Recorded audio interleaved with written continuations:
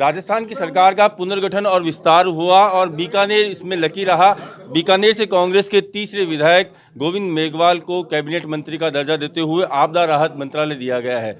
गोविंद मेघवाल को मास्टर भंवरलाल जो पूर्व मंत्री थे उनका कहीं ना कहीं विकल्प के तौर पर बीकानेर संभाग में एक दलित नेता के तौर पर प्रदेश की सरकार ने प्रोजेक्ट करने का कहीं ना कहीं सोचा है कांग्रेस आलाकमान ने। और बीकानेर और गंगानगर लोकसभा क्षेत्र जो है वो सुरक्षित सीट है और कहीं ना कहीं अब आने वाले समय में कांग्रेस का फोकस इन दोनों सीटों पर है। गोविंद जी, क्या लगता है कि 2023 की नहीं बल्कि 2024 की तैयारी के लिए गोविंद मेघवाल को कांग्रेस ने एक तरह से काम दे दिया है? एक 3 दशक की राजनीति का अनुभव है, कहीं ना कहीं काम आएगा। दबंग आप माने जाते हैं, जनता से सीधा जुड़ाव रखते हैं, क्या कहेंगे आपको? देखिए, अभी जो 25 सीटें गई है हमारा दुर्भाग्य है भाजपा की, इसलिए हम लोग अभी से ही मेहनत करेंगे।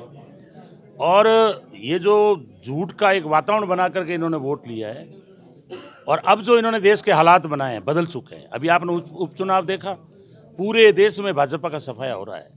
अब मोदी और अमित शाह को ये पहचान चुकी है जनता कि कम्प्लीटली असत्य बोलते हैं और जुमले पे जुमला कहते हैं। इनको प्रजातंत्र से कोई मतलब नहीं है, सारा धन इन्होंने लुटवा दिया। इसलिए हम लोग ये जो सच्चाई है इनकी, चाहे राफेल का घोटाला हो, चाहे पेगासस हो, इसके अलावा अपने पूंजीपति मित्रों को सारा का सारा धन लुटवाया जा रहा है, कंपनियां बेची जा रही है। इसलिए हम सारा का सारा ये जो है आम आदमी को बताएंगे, जनता की सेवा करेंगे, विकास का एजेंडा है हमारा, ताकि अगली बार जो है इनका पूरे देश में सुपड़ा साफ करना है। विधानसभा का जब चुनाव हुआ था कांग्रेस की 3 सीटें आई थी और सबसे ज़्यादा वोटों से जिले में आप जीते थे, लेकिन उसके बावजूद भी 3 साल तक मंत्री नहीं बने। बीच में कई ऐसे मौका है जब लगा कि आपको आपका हक है परिवार में, जैसे जिस प्रकार के पंचायत के चुनाव हुए या दूसरे चुनाव हुए। अब क्या लगता है आपको, आप संतुष्ट हैं कि जो जिम्मेदारी मुख्यमंत्री ने दी है देर ही सही? मैं बिल्कुल संतुष्ट हूँ, क्योंकि आज मुझे कैबिनेट मंत्री बनाया है। 2 हमारे बन गए तो 3 को बनाना था नहीं उस वक्त, लेकिन ये कितना सौभाग्य है कि आज सीधा मुझे डायरेक्ट कैबिनेट बनाया है। क्योंकि पार्टी में धैर्य रखना पड़ता है। अगर हम पार्टियों में छोटी छोटी बातों में विरोध करते रहेंगे तो फिर हम राजनीतिक कार्यकर्ता नहीं हैं। इसलिए मैं आपको साफ कहना चाहता हूँ कि मुझे कुछ मिले या ना मिले, मुझे पार्टी ने बहुत सम्मान दिया है, मेरे परिवार को बहुत सम्मान दिया है। इसलिए हम उम्र भर कांग्रेस को इतना मजबूत करेंगे ताकि पता लगे कि बीजेपी और कांग्रेस में अंतर क्या है, क्योंकि दोनों में वैचारिक क्रांति है। उनके अंदर तो सांप्रदायिकता का वो जहर घोलते हैं, लोगों को लड़ाते हैं, और ये जो कांग्रेस है इसकी विचारधारा है धर्मनिरपेक्ष, सबको सम्मान, सबको बराबर का दर्जा मिले, ऊंच नीच का भाव खत्म हो। इसलिए हम लोग कांग्रेस की विचारधारा को इतना फैलाएं ताकि ये जो सांप्रदायिक ताकतें कमज़ोर हो और प्रजातंत्र मजबूत हो और बाबा अंबेडकर साहब का जो संविधान बनाया हुआ है वो मजबूती से रहे। एक गोविंद जी सवाल है, जनता के लिए कई बार ऐसा देखा गया है कि आप अफसरशाही से भिड़ते हैं और अफसरशाही के बारे में कहा जाता है कि वो हावी है।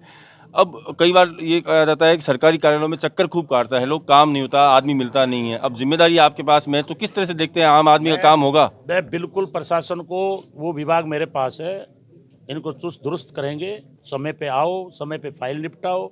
अभी कैंपों में भी मेरा बेटा प्रधान, वो सरिता, दोनों इन्होंने पूरी ड्यूटी लगाई, मैं भी गया हूँ। हम प्रशासन से जो होने वाला काम है बिल्कुल करवाते हैं, और अब तो वो विभाग भी मेरे पास है। तो हम लोग इस 2 साल में राज्य के अंदर अधिकारियों से ज़्यादा लड़ने की जरूरत नहीं होती। जो काम नहीं करता है उसको हटवा दो, बात खत्म हुई।